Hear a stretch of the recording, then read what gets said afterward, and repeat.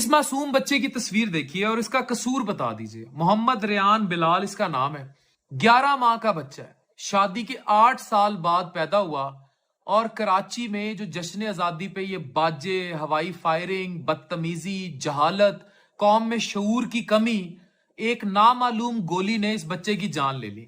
مجھے بتائیں کتنی بڑی قیامت ہے اس کے ماں باپ پر، ان کے گھر میں صفے ماتم بچھی ہوگی، کتنا ظلم ہوا۔ ابھی ظلم پر کتنی بات کی جائے اور کس سے کی جائے، کسے شعور دیا جائے۔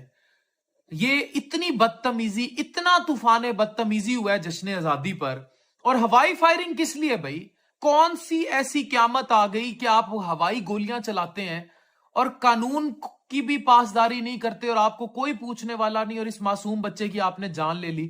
8 سال بعد پیدا ہوا تھا یہ، شادی کے 8 سال بعد، اور 11 ماہ اس کی عمر تھی، اور نامعلوم گولی۔ اب کس کے ہاتھ پہ لہو تلاش کریں اس کے ماں باپ کہ کس نے مارا ہے؟